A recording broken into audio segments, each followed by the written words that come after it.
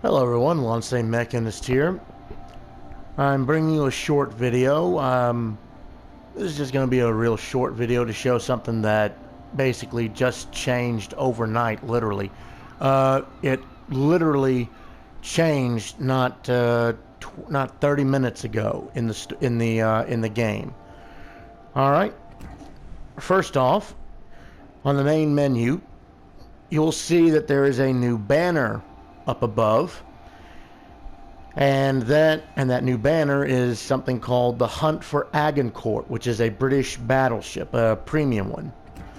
So basically what this is sort of a complete the tasks in the time allowed. Basically, there are 3 weeks. Each week has 7 objectives, and each of these 7 objectives has 3 missions. Now, as you can see, I've already gotten started. I actually got started with the getting the daily win for the Parseval in. But Agincourt Trial and Agincourt Trial 2 are completed. It looks like it looks like all of the objectives.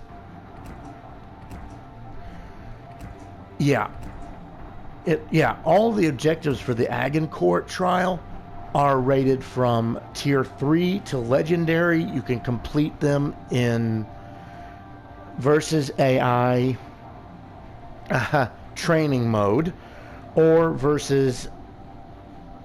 standard play versus other players. You complete first week, you get a commander crate. Second week, you get an insignia. And then the third week, you get a British commander crate. These are crates that are exclusively British. Only British commanders will come out of them. And then finally, we have the final reward for completing the hunt for Agincourt, HMS Agincourt herself. Claim this reward if all weeks are fully completed. Now then, we can actually play the game every day, complete tasks, and collect rewards. Unlock the days you missed and get the final prize. It ends in 20 days. So, technically, I don't know if right now week 1 is the only thing that's unlocked. Week 2 will unlock next week, and then week 3 the week after that. But 7 days a week, that's 21 days. So basically, this is just trying to get you to grind. This is trying to just get you to grind the game in a way to try and unlock something. But let's go ahead and see. We can go ahead and take a look at HMS Agincourt now. As you can see, let me turn the volume down a little bit, because it's probably reverbing into the mic. As you can see, she is a tier 3 premium. She has got what looks to be a legendary or unique camouflage to her.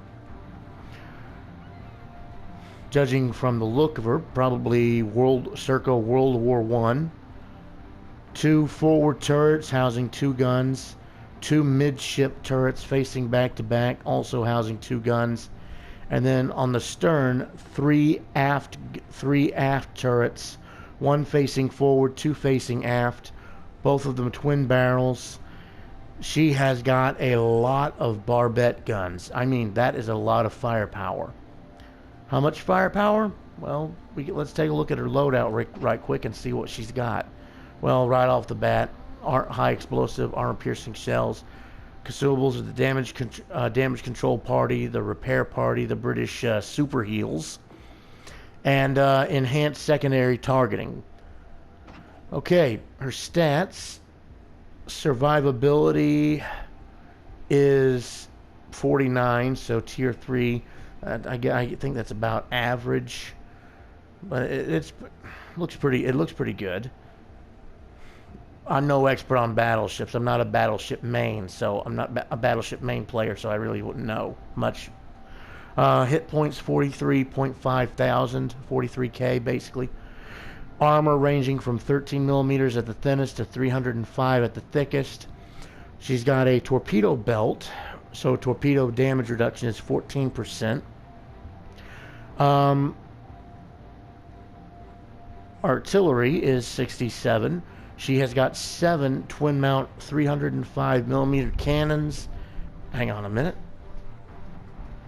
Let me run and do a quick conversion right quick.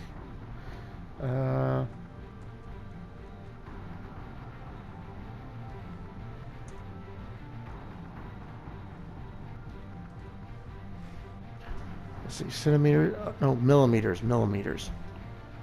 Wrong one.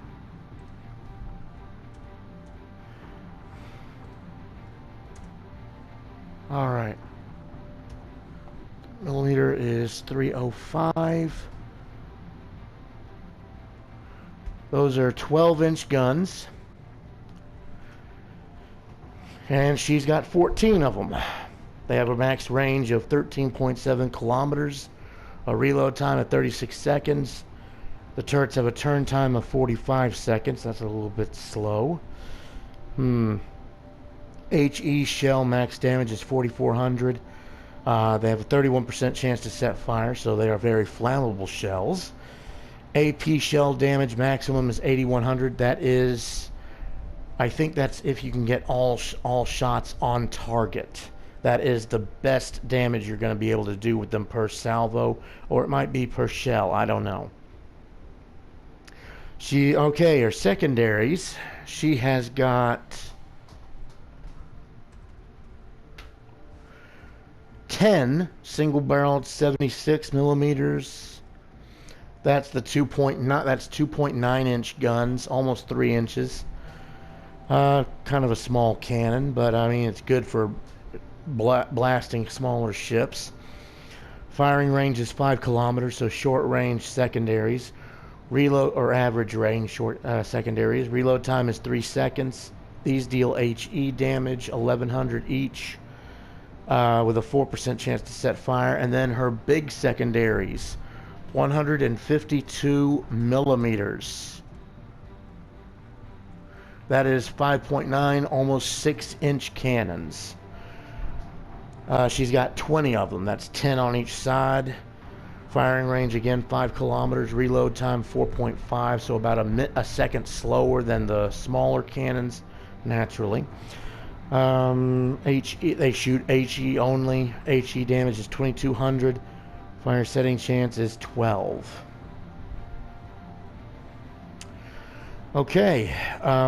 And of course, you've noticed most ships usually have a slot that has anti-air, which is an anti-air defense, which measures her anti-air defense, her ability to ward off enemy carriers. She does not have this. She does not have an anti-air defense whatsoever. So in other words, she's like the American South Carolina when they brought it in as a Tier 3 premium. Maneuverability, her maximum speed is 21 knots, typical for a dreadnought of the era. Turning radius is 670 meters. Rudder shift time is 13.4 seconds. Concealment, it's a battleship. Concealment's horrible. Detectability is default detectability by sea is 12.6 kilometers. This is boosted to 13.7 after firing the main guns. And this is a further boosted to 14.6 if you're on fire. Default detectability by air is 9.8 kilometers. This is 15.9, almost 16 after firing the main guns, and 12.8 when on fire. Naturally, guaranteed detectability is 2 kilometers. You're right on top of her at that point. And detectability while in smoke is 9.4 kilometers. All right, let's take a look at her armor.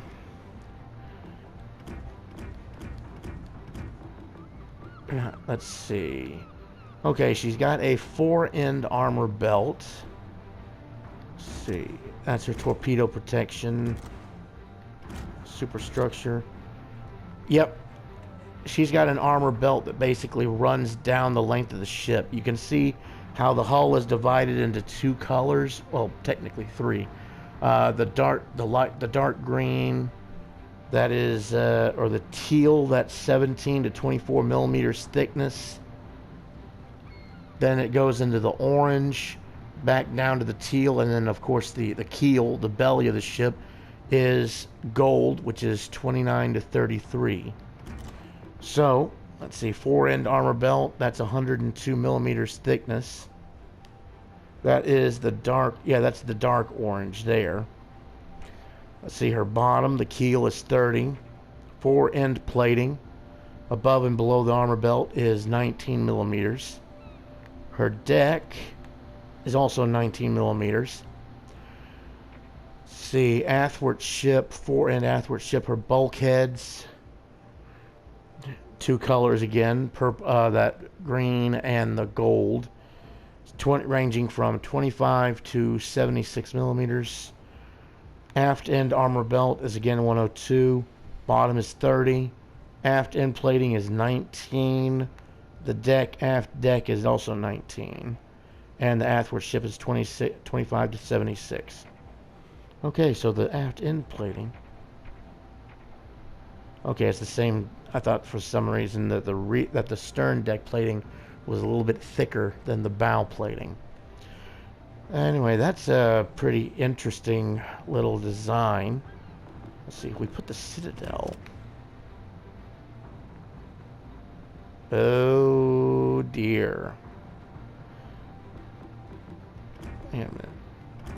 Okay, naturally you've got a torpedo protection, 25 millimeters. That's what reduces the torpedo damage by 14%. See her superstructure armor up here. See, conning tower bottom, that's the command housing, 76 millimeters. The side of the walls, 229 to 305 millimeters. Conning tower top is 102 to 152. And the side plating and topside plating are 13 millimeters through and through. All right. She's got some casemates. That might actually explain. Yep, her casemates. That actually explains why the hull looks the way the overlay looks like it does. But as you can see, the casemates where her secondaries are kind of sticks out of the water quite a ways. Let's see. And is that her? Yep.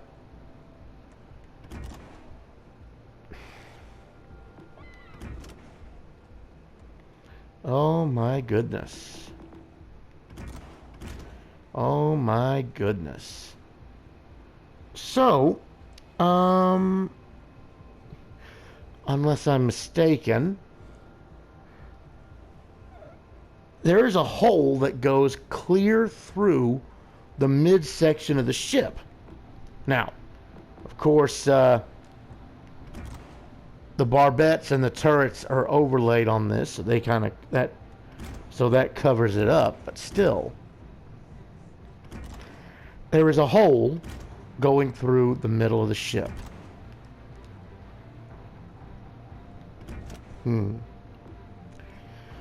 Casemate armor is divided into 4 sections.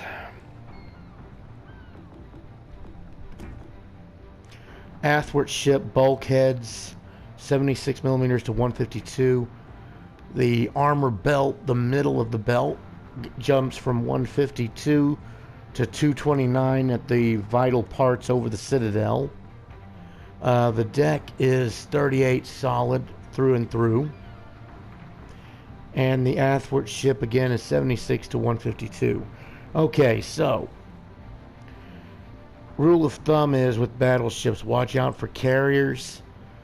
This thing has no AA, so any carrier that gets within range to attack this thing, you're gonna have if you're sailing this ship, you're gonna have a bad day against carriers, especially if they're German carriers. As you know, the German carriers get the armor-piercing bombs. So, there is a possibility that this, and let's see, here's the Citadel. I'm going to go ahead and show the Citadel because, good lord. Put the armor belt over it. Good grief, look at this thing. Normally the Citadel is all one solid color, usually. At least on the sides, but this thing is... good grief. It's all over the place. The majority of the Citadel is light green. The bottom is, of course, 30 millimeters, as it goes with the keel. It's got some splotches of gold armoring in there, 34 to 75 millimeters. Her athwart ship looks actually to be pretty well. The top part of the athwart ship, 76 to 160, but the bottom half again, 25 to 60. So there's a good possibility. There's a good possibility. You get up-tiered matches, they're going to be able to, people are going to be able to Citadel you through the bow. It's a given that they'd probably be able, that people would be able to, you'd be able to get Citadel through the side, critical hit. But being able to go through the bow plating to Citadel a ship, yeah.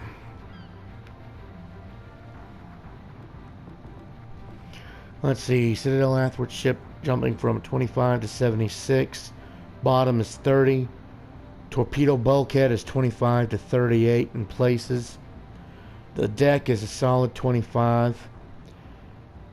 And again the athwart ship. Lastly is the barbettes, or the main battery. Barbette armor ranges, of course it's all the dark orange and the red color. It's got to be thick armor, because you don't want the magazine to explode on you or nothing. That just wouldn't work out well. So, main battery barbette is 76 to 229. Barbette hatch is 38 millimeters. Rear plating is 254. Bottom plate is 38. Frontal plate is 305. Side plate is 203. And the top plate is 76. Okay. So again, vulnerable from above. And, well, this is a ship that actually just slugs it out. Let's see, go to the overview. Okay. She's got 2 perks. Guns aplenty. High number of guns allow for a lot of damage from a single salvo.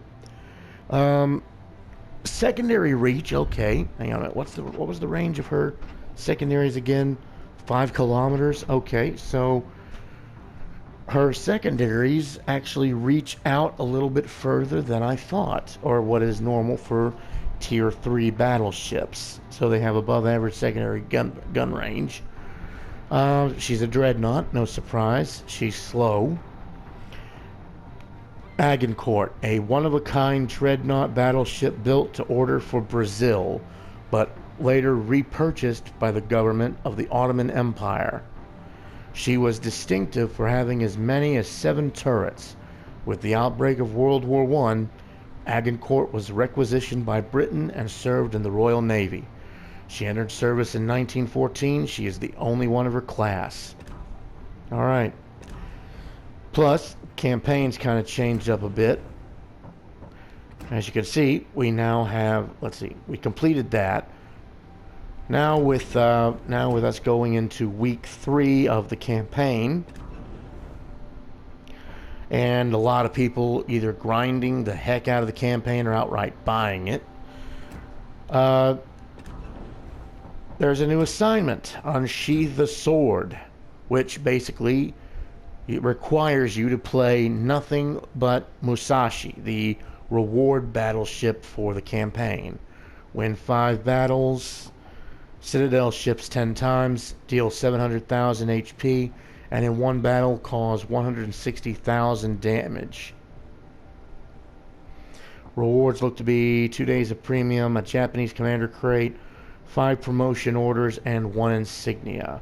Plus mission rewards for completing it. You get 12 anniversary camos and a big summer box.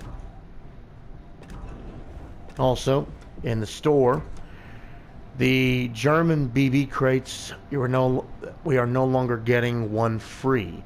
That was a limited thing. Now they have to be purchased. Let's see.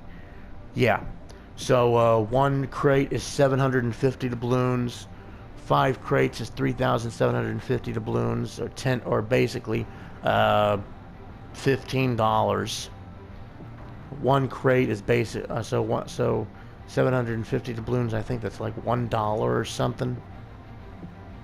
If 2,500 doubloons are $10. 750 is like 2 or 3, I think. I don't know. I don't know the conversions. Anyway, you get a single crate for 750 doubloons. These are going to be for 20 days only.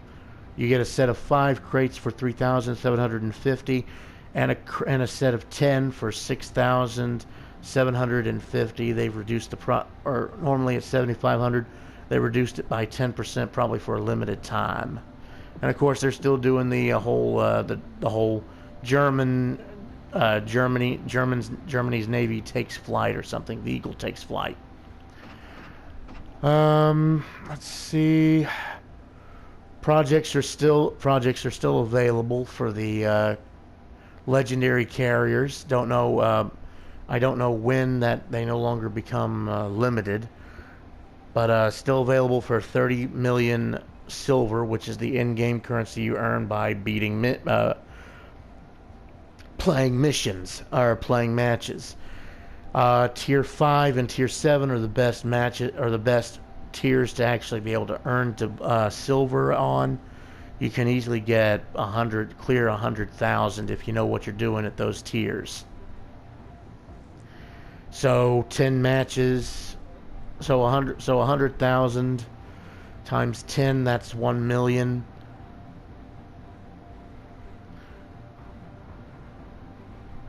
You'd need to do 300 battles to earn 30 million silver if you don't want to spend any money to purchase the credits for like doubloons and whatnot.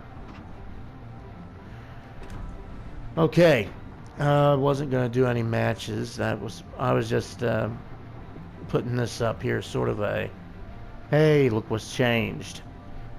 All right, y'all have a good night, and I'll see y'all tomorrow or in the next video or in the next stream. Have a good night. Same Mechanist signing off, and don't forget to hit that like and subscribe button if you haven't already. All right, and again, good night.